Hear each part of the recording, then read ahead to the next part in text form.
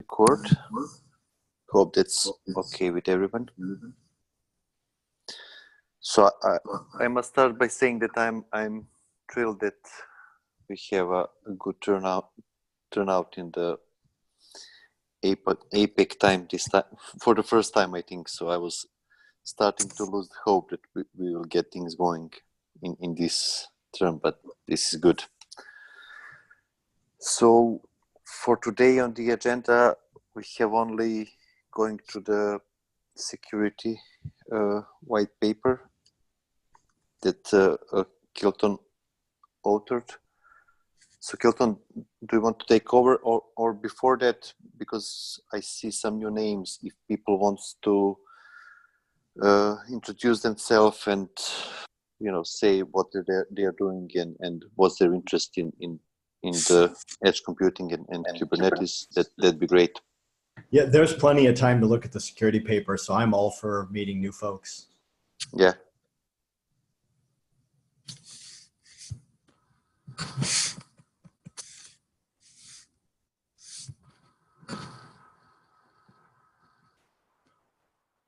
This is Lisa. I'm from HP.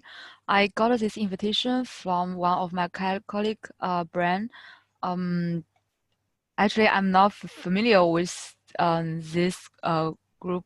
I saw this is a SIG, and my understanding is most of you guys are working from different company. Am I right?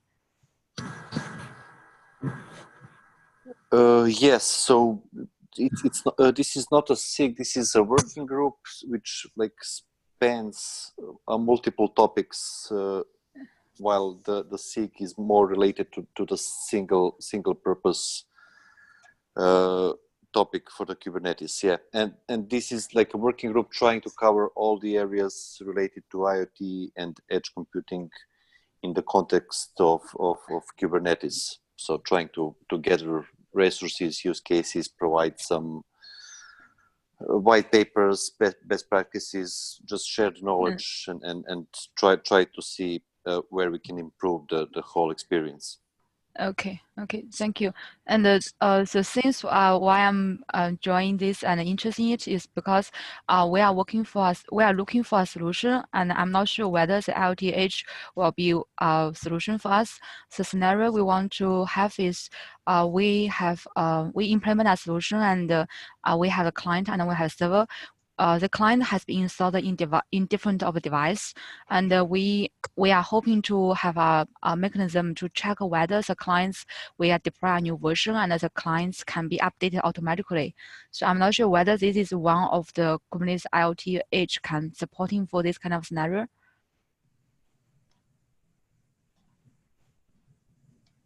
So yeah, we're not at a point that we can easily recommend one solution, and I think IoT is around for a long time, and there's no one recipe that works for all the folks. So it's good to join this group because there's a lot of info you can gather from here, but you need to do in the end your homework on your own and see what fits particularly your own. Okay, thank you scenario. So much. Yeah. And we are having occasional presentations of people who have technology that might be of interest to you, but we're not trying to be a kingmaker where we appoint one winner here in the group. Okay, I see. Yeah, thank you.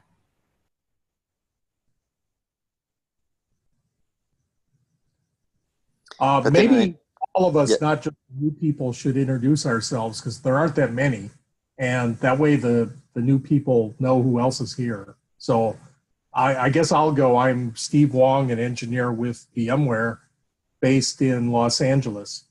And VMware has some things going on in the edge and IoT space and a lot of things going on in Kubernetes. And I'm just interested in keeping up with what's going on in this space.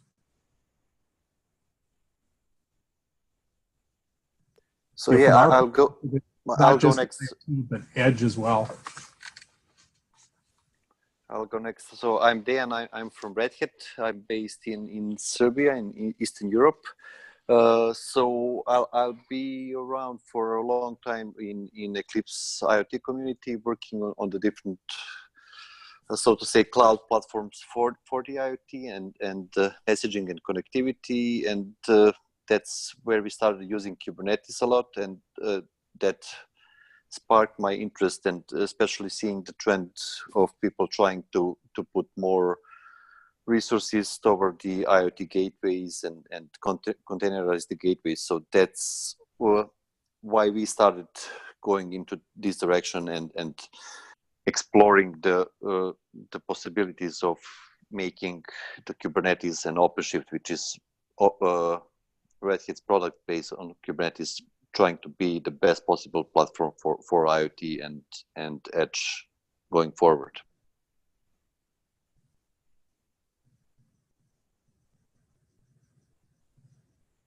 Cool. I guess I can go next. Get through kind of some of the regulars here. So my name is Kilton Hopkins. I'm from a company called EdgeWorks, and also the chair of a newly forming working group at the Eclipse Foundation called the Eclipse Edge Working Group. And my focus has been on a project, an Eclipse open source project that I created several years back called Eclipse IOFog, that is finding its way into integration with Kubernetes and essentially tackling the types of things that we're discussing here in this working group, which is how do you leverage Kubernetes for orchestrating stuff at the edge and so on. So and I'll be presenting tonight a paper that I wrote that is meant to highlight some of the challenges of security at the edge, or actually intends to highlight the vast majority of them when the paper is done, but started by highlighting some. And so you'll hear a lot from me here after we go around and everyone introduces themselves.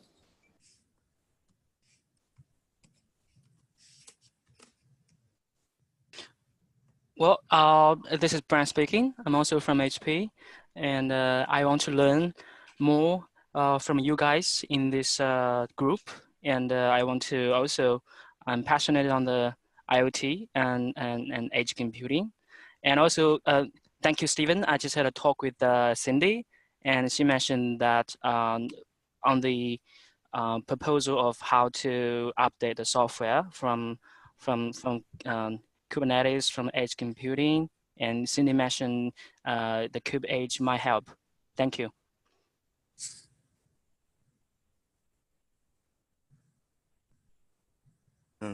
Hello, this is John. I'm very glad to join, and this is my first time to join. I'm the collaborator with Brand and Lisa.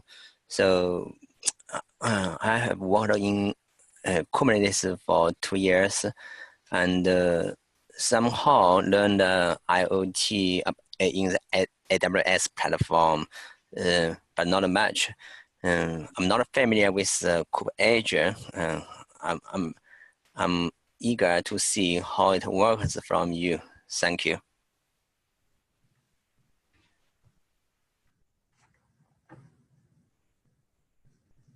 Okay, I'll be the next. I'm also from HP. I follow Brand's step to join this room. Personally, I just want to learn about Kube Edge. Thank you.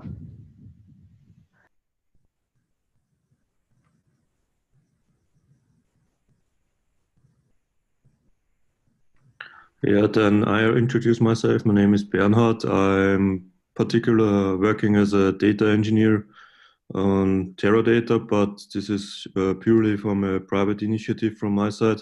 So I joined this community, particular that I'm coming from the cloud perspective, and I'm now focusing more or less on my roots back again, because when I started or finished my school, I was more or less an electrical engineer. So I'm quite delighted how this cloudish and IoT-ish things work together. And this is in particular my interest in this group.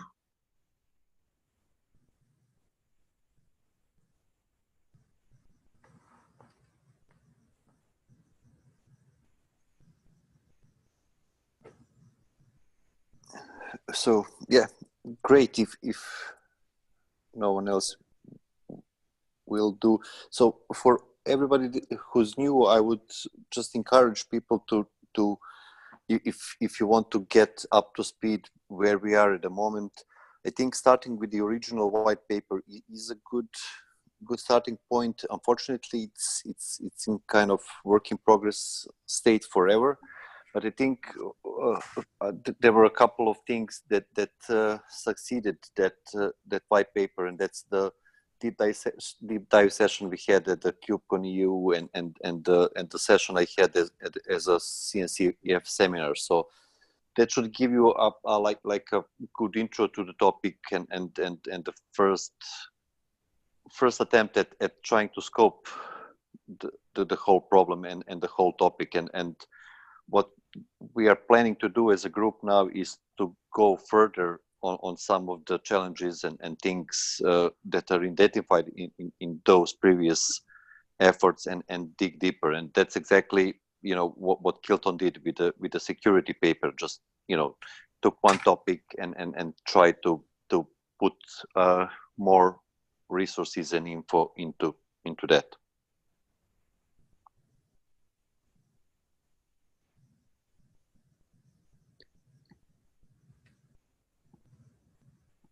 Cool. So you want me to, yeah, so shall I dive in or? I think so, yeah. I think that'd be good. Okay, great. So I'll actually share my screen for those who have video up, and we can look at the paper as we go.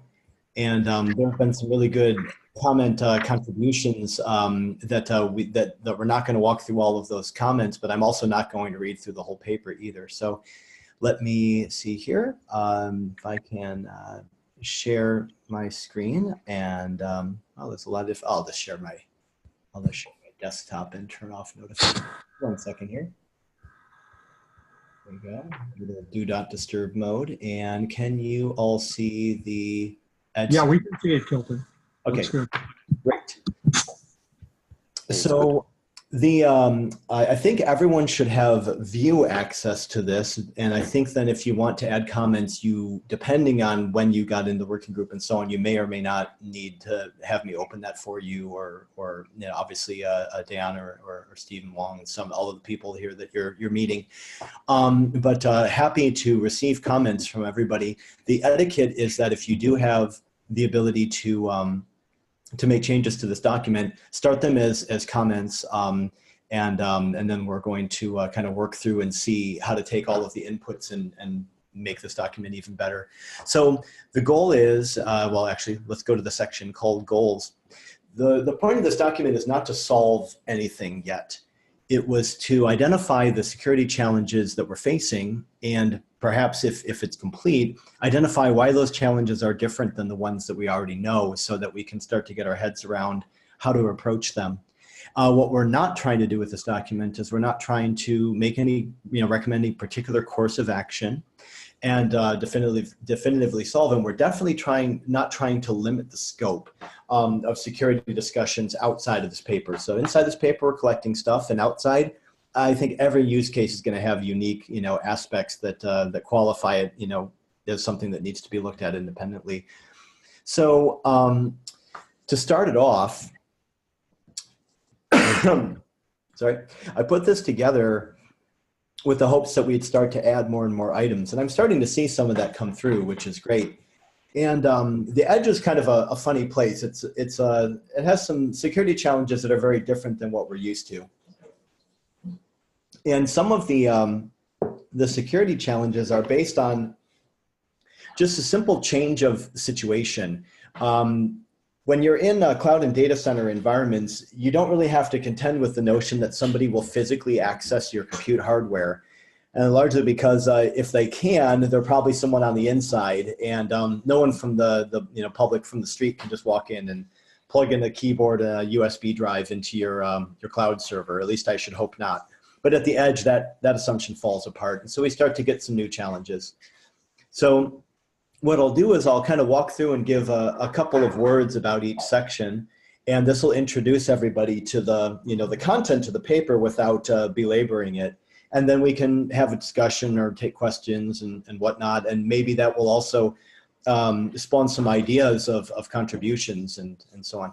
So in my head, everything begins with being able to trust the hardware.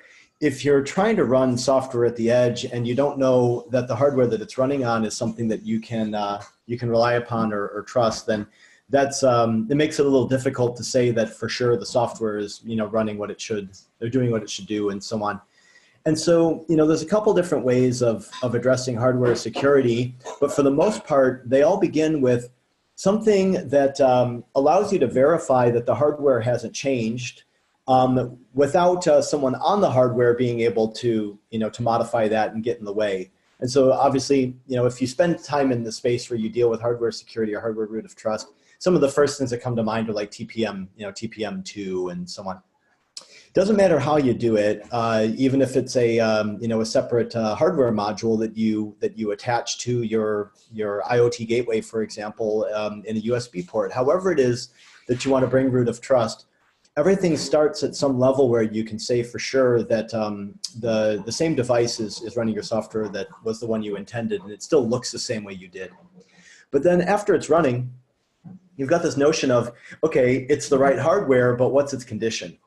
And there are some conditions that actually change what you would want to do with Edge software, maybe even changing what you'd be willing to run. So an example that I give here in the paper is if some of the condition of hardware is battery level or GPS coordinates, you might not want to run some sensitive software on a device where the GPS coordinates are outside of a given range. And that might just be that there's the IoT gateway is on a campus. And if you're running software on that campus that is behind it's a gated campus and so on, you might feel fairly comfortable running a microservice there. But if that edge node happens to travel outside the campus, you would not be willing to be running that software, and you'd like to shut it down and wipe the image and so on. So it starts to, just new things come into play because a lot of the devices at the edge are either mobile, or they can change state, or they might even be allocated between different users such that you get time on an edge node and then someone else does as well, and you would want to have some verification of the edge node and its condition. So another interesting one is what's attached. So this is actually like a personal favorite of mine when it comes to locking down or knowing the condition of hardware. So if I have an IoT gateway and it's operating an oil pump that's in a remote oil field where basically nobody is present, in the desert or wherever, and all of a sudden an unexpected device is attached to the universal serial bus, and it's flash storage device. That's the sort of thing that I would want to not only know, but I would want to, if possible, take some action immediately. That's of course getting in the area of like, what would I do about it, or how would I recommend some kind of a fix. So I'm not going to get too far into that, but because we're trying to avoid that. But just think about this is, if a human interface device attaches to a completely unattended IoT gateway, that seems to me like the sort of incident that you would want to flag as a security concern. So sometimes there's indications of compromise. There's a lot of products out there that have like case intrusion and things that you can use when devices are out in the field. And all too often though, these indications of compromise don't go anywhere other than the hardware monitoring tools that came with the kit that the vendor gave you. So if I have some kind of a web dashboard that tells me the condition of my hardware, but it's not integrated into the software management system, that to me doesn't really sound like security challenges have been resolved, just that there's some pieces in place that we might want to use. And then of course, in the end, after all of the hardware is put into a condition where you feel like it's well integrated and there are some security challenges are being handled, you still have to come down to the notion of when it was manufactured, was it manufactured in a way that you can actually trust the hardware? It might have the TPN module and so on, but what if the hardware is actually manufactured in a way where it contains devices that were never authorized and perhaps are listening to what's happening in the room, and you weren't aware that your hardware had these devices placed on it and so on. So just it comes down to supply chain management and things are a part of the picture, is I guess what I was trying to say here. And I think in a way talking about supply chain here is a good way to expand this topic other than just saying authenticity of hardware. And this section was added, the man in the middle, and so I haven't taken time to review this too much. We got a lot of great contributions from Jonathan, and Jonathan Bergquist. And so my intention, of course, is to get to these pretty soon and actually do some back and forth with them, as I've done already on Slack, and talk about the, what he wants to put in and expand these out a bit. So really great stuff coming in. So chances are pretty good that your edge hardware, which is running your edge microservices, your edge software, it's probably attaching to more devices than just are present on its board. And kind of makes sense, right? If you have an IoT gateway and that gateway is limited to only the devices that are baked into its, attached to its circuitry inside the gateway, then that's one, inflexible gateway. Most of the time, gateways are collecting from a variety of devices out on a network or a low power wireless network, such as LoRaWAN and so on. And what we get into here is that you're probably not going to be able to make modifications to every single device all the way through your system chain. If you can, that's great. In fact, if you can, you probably can knock off a lot of these security challenges just by being the controller of the types of hardware that are getting connected. And you can put identities all the way down in the, the sensor devices themselves and things that help you mitigate some of these situations. But for the most part, you're probably going to be using devices that come from different vendors. And so then you get into some of these issues. How on earth do you know that the devices you're taking data from are in fact the devices that you're supposed to be taking data from? And falsifying one or two readings from like a temperature sensor and so on is usually not, you're not usually capable of doing much damage or getting very far into a system with that. But when you think about some of the automated actions that get taken, especially with systems like closed loop systems in advanced manufacturing, you might actually immediately take action like to reduce motor speed or latch a bay door. It's anything that you might do in response to indicators that come from sensors. And if somebody's able to falsify the data, then they can actually cause actions to happen, including perhaps opening a back door or a vent or these types of things. And then once you get the data, let's say that you get it from sensors that you trust and you feel that the quality of the data is good, then how do you protect it as it moves onward in the stream? Data gets split, forked, stored, buffered, and it goes through all kinds of protocol translations and so on. And how can you be sure that when you get that data into your software that's actually doing analytics, making decisions, or displaying intelligence, how can you make sure that that data is actually in good form and hasn't been tampered with? And so, a lot of people say, well, if you can protect it right from the device, encrypt it right from the device, then it should be okay. And yeah, that might be true.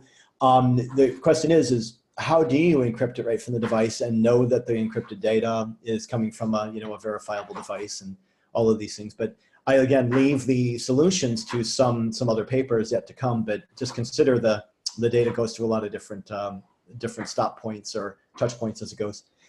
So this is interesting here, this notion of the denial of thing attacks or denial of device attacks. And in some cases, you're relying on devices to provide data so that you can make decisions, or in essence, so your whole IoT system functions.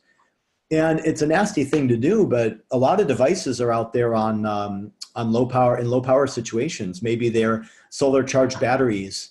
And the device was designed with its power source to transmit data on some kind of a frequency, like maybe once every minute or every 5 minutes or something like that. And so along comes someone who really intends to do harm, and you can take devices offline by bothering them, in essence, querying them too frequently, and exercising them beyond their expected power cycles. And this is something that doesn't get discussed a lot, but taking devices offline can render an entire IoT system useless if that data is part of the way that it operates, makes its decisions. And so then, device management opens a lot of security challenges here too, because although you might be receiving information from a device about its condition, and something like a digital twin here, right, is what's the battery level, and is the device currently identifying that its sensor is connected and well calibrated, or what do I want to learn about this device? All of these information systems are potentially taken for granted, in that it might be a great attack point for somebody to say, yeah, they're going to take actions based on the device management information. And sometimes these things are really just totally open APIs. You're able to drop in device status information however you'd like, and then it's the digital twin representation, relays that up, and it appears in a dashboard to somebody. And you have to consider that, in a single piece of data, it's probably not too dangerous, but in aggregate, false device management information can be really dangerous. So then above the hardware and the device is connected and the data flowing is, we get to the operating systems, and we all know that securing an operating system is a very difficult task. So, I think here I expect to see a lot of extra information being added in. I did my best to drop in some stuff that was right on the top of my mind, and I've got a few other items that I'll put in too, but all the way down above the hardware root of trust, right, is we've got to bootstrap this thing somehow, and the first step is the BIOS, and there's a lot of ways to secure the BIOS. I think on trusted hardware modules, this shouldn't be too much of a problem, but the handoff happens where secure boot usually takes you through the point of where some trusted drivers are loaded, and we're getting close to the point where we hand over to the user space. And when we get around here, we start to get into an area where we're wondering what's going to happen next. And so if you get secure boot in place and everything, then after the handoff, you have to make sure that you don't start running anything that wasn't expected to. So more and more I'm hearing about people being concerned about binary attestation on the root, on the host OS. And I say on the host OS because I'm assuming in this group here that you're considering using containers out there at the edge. And I think that's one of the reasons that all of us get excited about the prospects of edge computing. Is it can be very flexible. But if in addition to the, let's say, Docker daemon or container D and, kubelet, you also have some other binaries running that you're not familiar with. And, they just get to do whatever they want. That's even post-secure boot if they're running. This is not a very secure scenario. And so in some way, you've got to know what's running there and be able to, fingerprint it in some sort of way and say, hey, these are the ones we expect. These are the ones we don't expect. So we should take some action. I'm going to spend a little bit more time on 4.3 here because I'd really love to see this fleshed out more. If you take a private key and you bake it into the edge hardware, so in other words, a fixed private key that is meant to be used to identify the edge node to the upstream systems, and to your cloud backend and whatnot. This is a fine start, but this is essentially taking a really, really privileged piece of information and putting it on hardware that somebody might get their hands on. So if you don't have a way to protect all of the things around it, that private key can end up becoming a false sense of trust. And that's what I'm really worried about. I'm not in any way opposed to using keys on edge devices for identities, and so this is all good stuff. But if the keys should be used by somebody to impersonate that device, can you tell?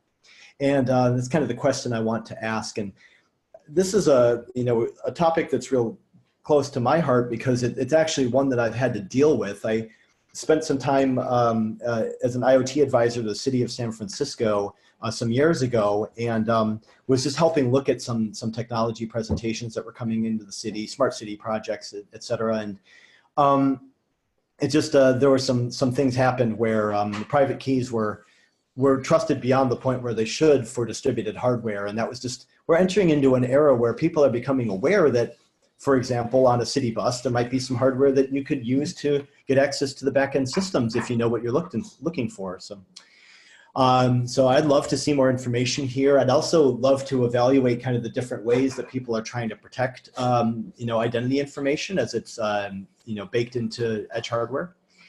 So, and this is an area where I feel grossly underqualified to be listing stuff. So I took a first stab at it, and I'm hoping that people add in a lot. But we get into some situations at the edge that are also very different than cloud and data center that need to be discussed, I think.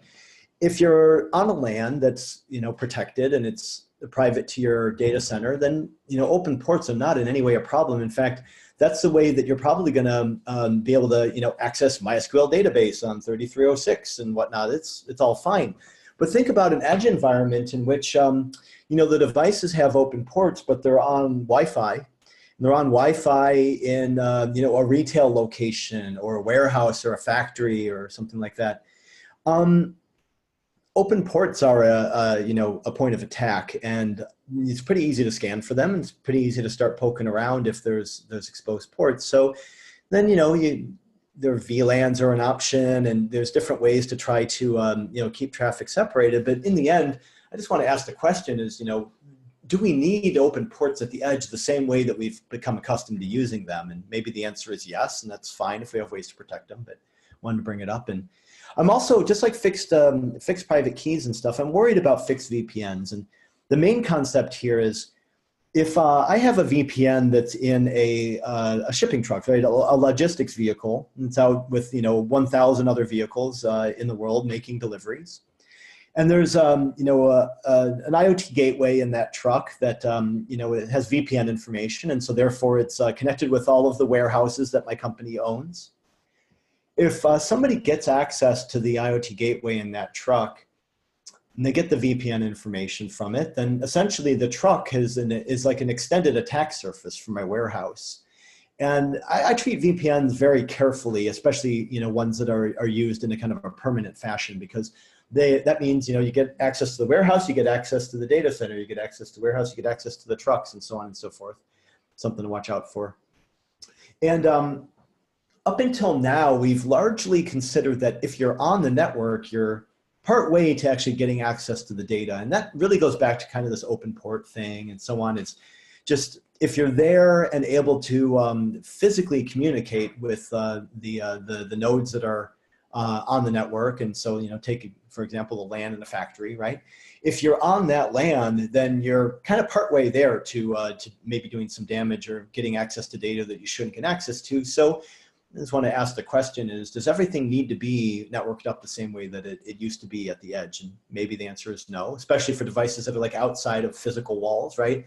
Things hanging on the side of a building or up on a light pole owned by a city. Do those need to be on the same type of network that they used to be? Unauthorized outbound.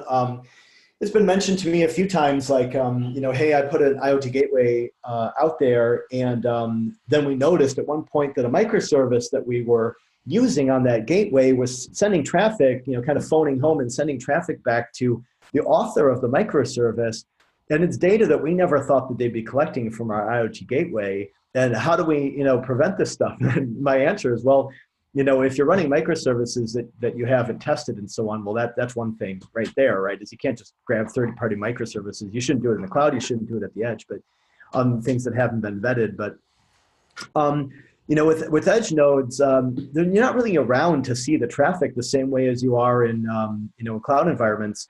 In cloud environments, sometimes you've got active monitors watching network traffic and trying to pull out stuff and look for anomalies and things. And at the edge, it's not really feasible to have that much software actively monitoring traffic when the edge node might literally have only one line coming off of it that goes back to some data center, possibly over a VPN or whatever. Are you really going to put active network monitoring at every single edge node?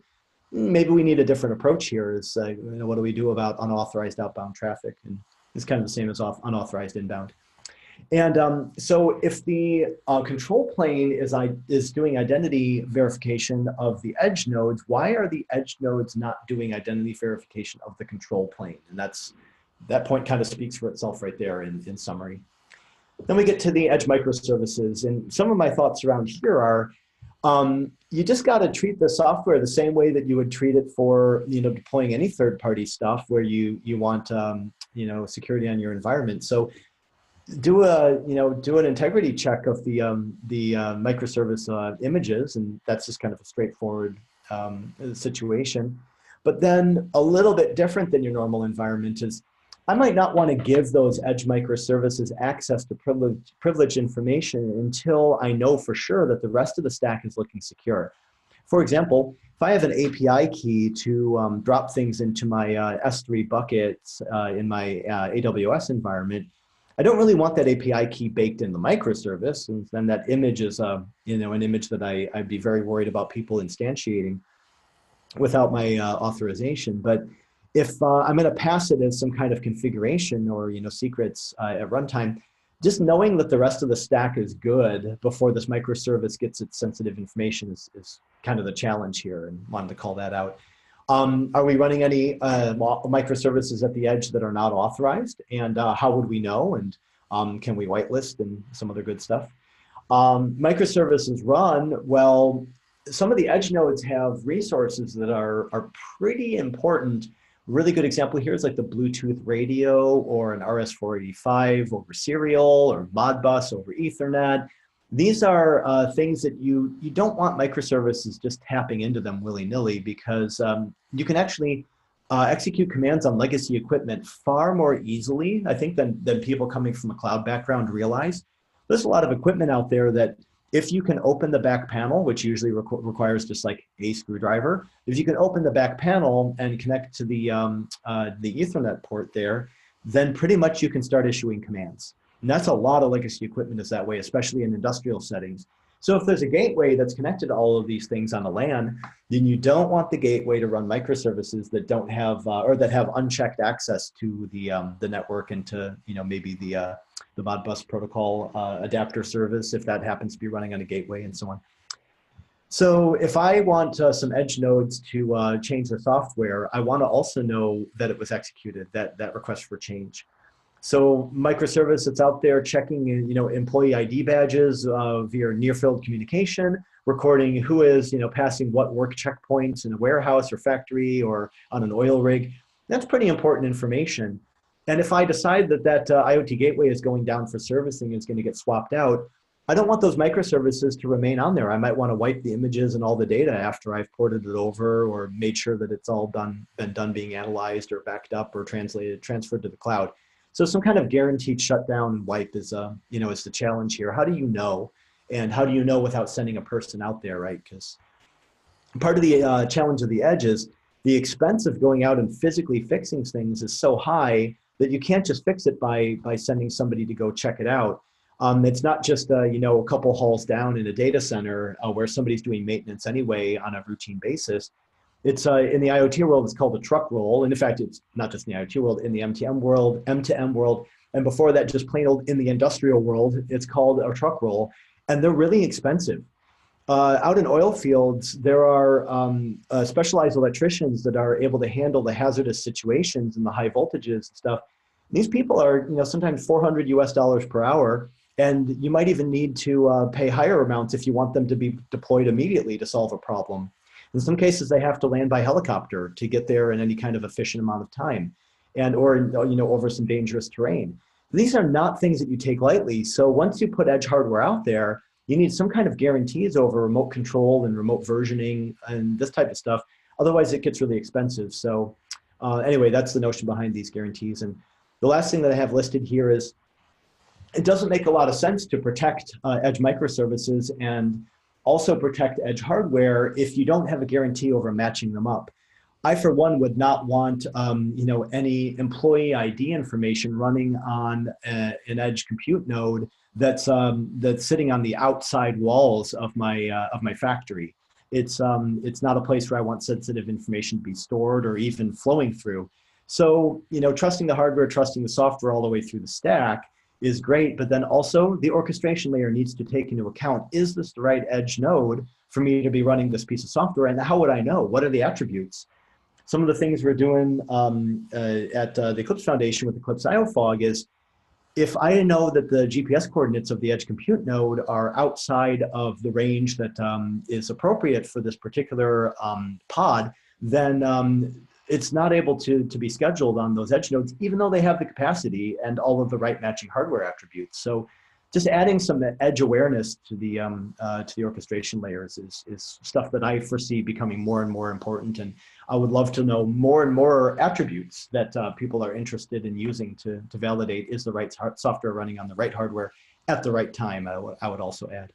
So that's a whole run through, me running my mouth for a while. Hopefully there's some questions, comments, and happy to field them. And I'll keep my screen share up, but now be quiet and let the conversation ensue.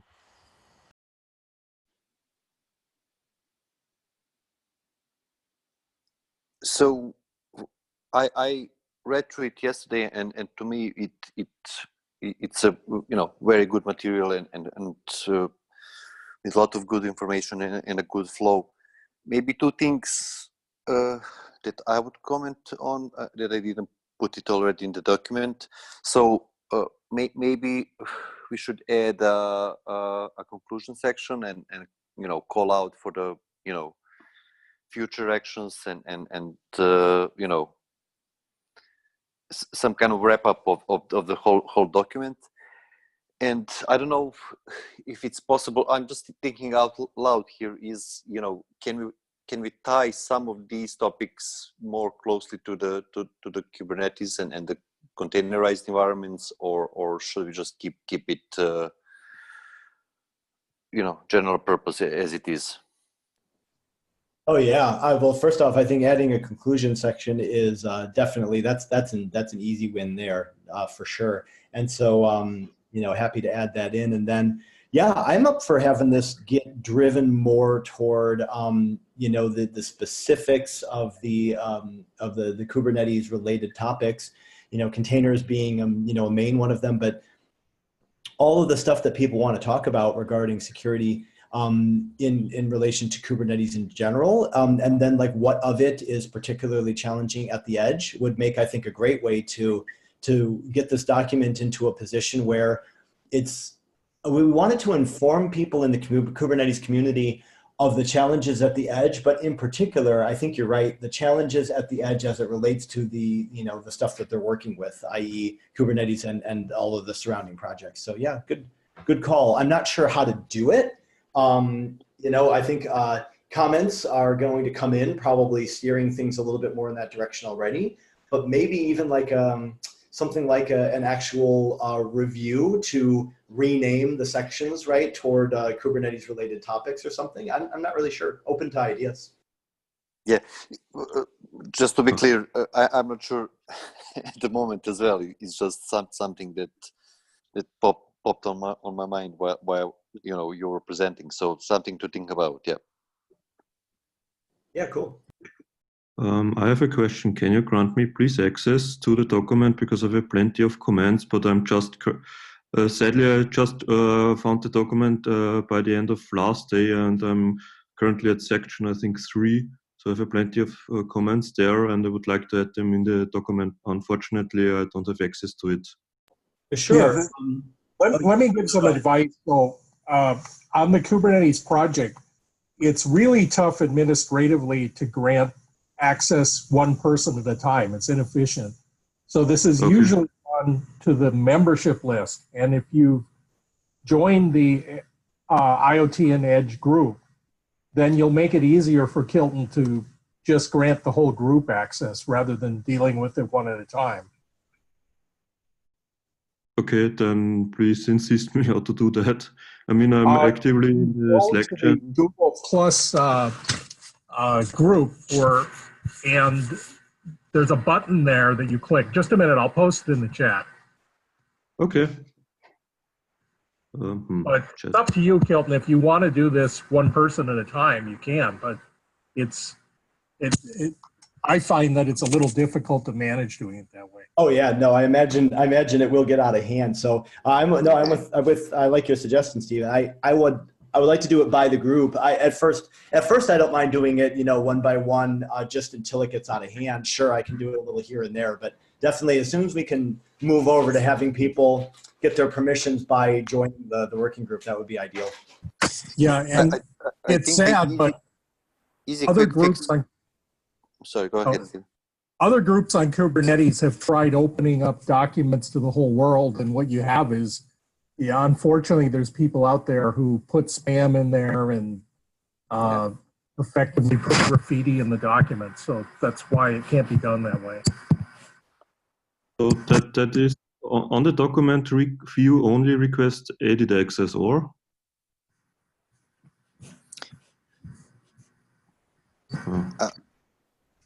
Okay, look in the chat and that last link for groups@google.com. If you open that and you're not a member, there will be a button there to join the group and you'll have to put an email in. Okay. I will find it anyway later. If not, I'm posting it in this channel. Yeah. I think maybe the quick fix could be to allow everyone to suggest,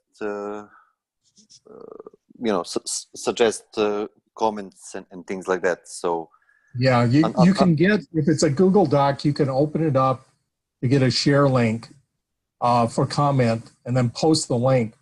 The one limitation there is it's transitive. So if somebody publishes that link, it's good for the whole world.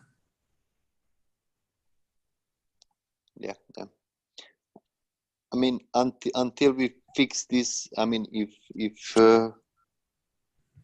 someone, wants to start working on it, just giving it, suggesting privileges would be a good first step, and then we can lock it up. This is what we did with the original white paper. So first it was public, but it was, too much things going on, and now I think it's open for everyone to suggest modifications, but just the core members to actually accept those and do the editing. But yeah, we can figure this out.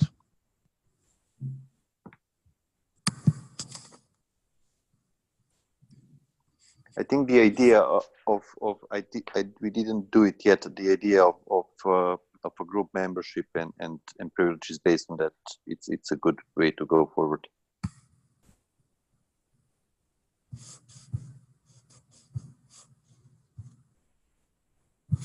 Cool. Any further comments or discussion around this white paper?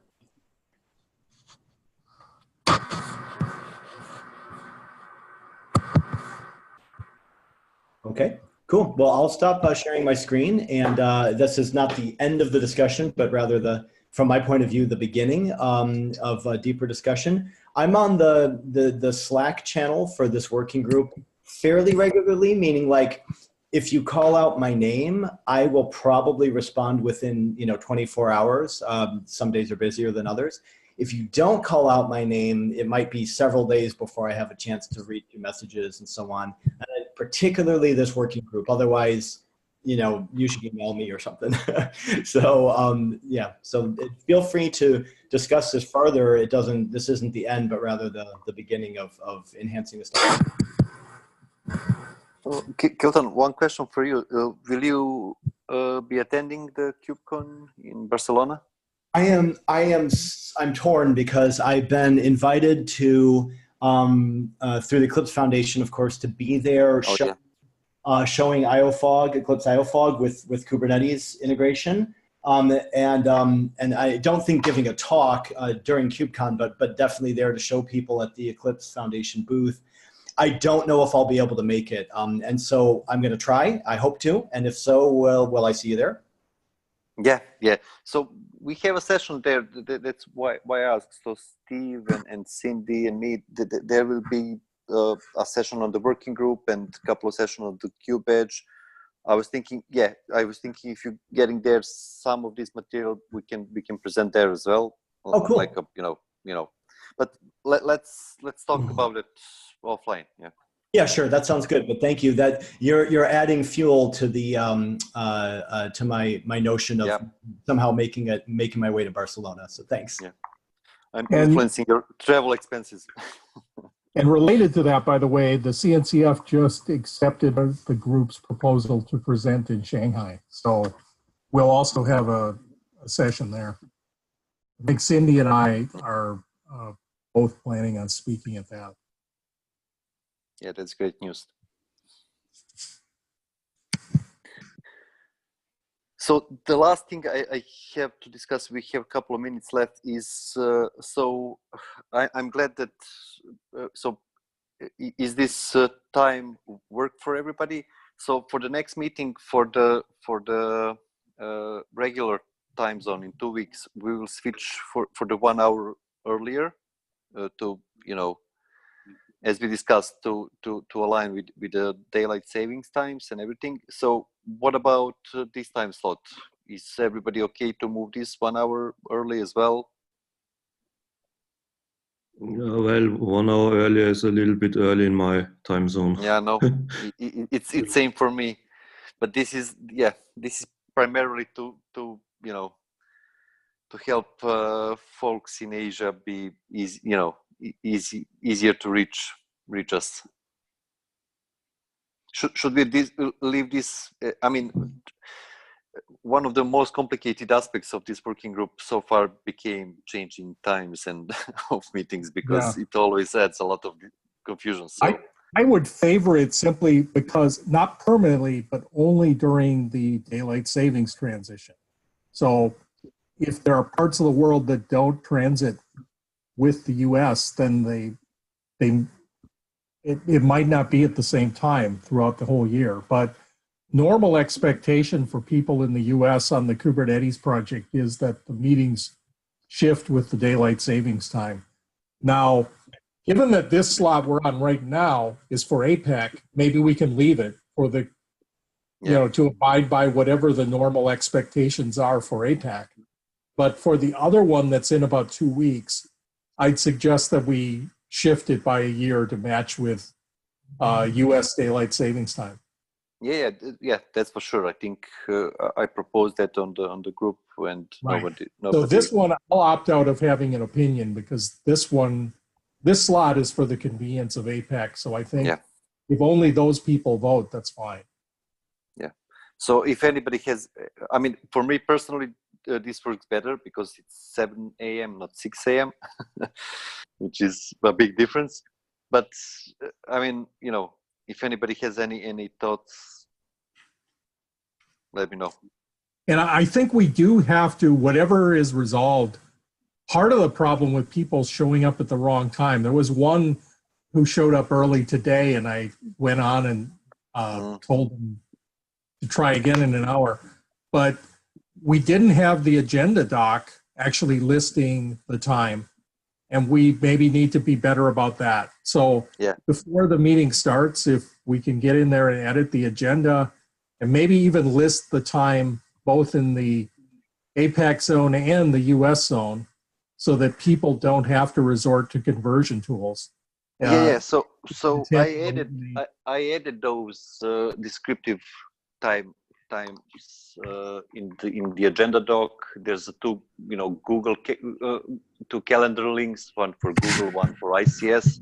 And what I'm planning to do now is every Monday, when there's a week going for the, when we have a meeting, just publish both on the mailing list and the Slack, and all not the information. Time, by the way, but also the call out the fact that this particular slot shifts days for the US as well.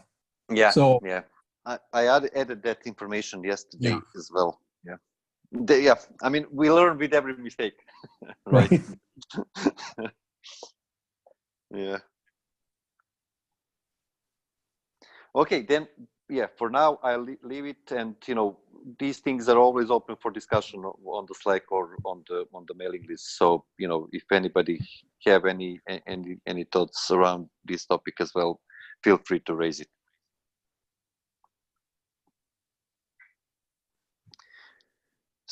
So Kilton, do you have any other thoughts around this? So what's your plan of action for the white paper? Just for the next week or so, keep it up open for the comments, start with them, and we can discuss it later on. Yeah, I think so. We did, now this recording is going to be available, so I think that's going to help for people that don't necessarily want to just dive in and read and figure out what on earth this thing is. They can watch the video.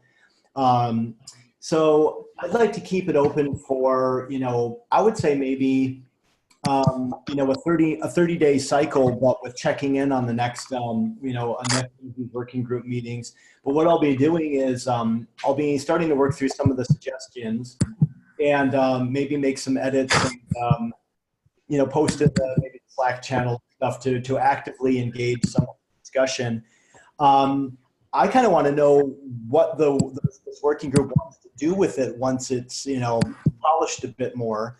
And, that of course is like, I was happy to bring it in, but I'm not sure where it should go or what should be done with it. So maybe even soliciting suggestions of like, how it should get finalized and where it should go after that. But, I don't want it to be open for, 6 months. I don't even want it to be open, I think, for 3 months where we're kind of not sure what we're going to do. I'd say about 30 days from now, we probably should have it in a pretty final state. If I can stay on managing it, that should be achievable. Perfect. Yeah.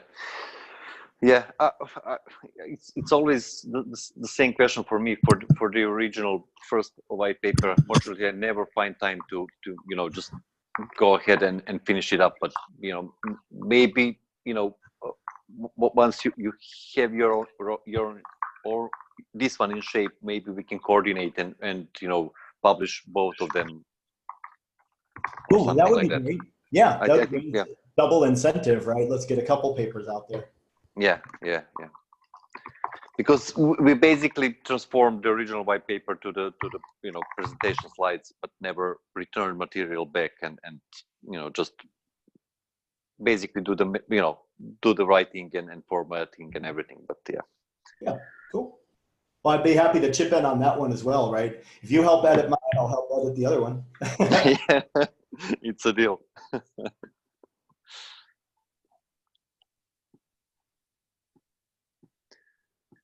Okay, thanks everybody for joining and the good discussions. So I hope to see you in the next meeting in 2 weeks. And in the meantime, let's keep in touch on the Slack.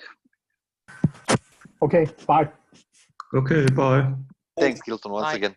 Thank you. Bye, everybody. Bye.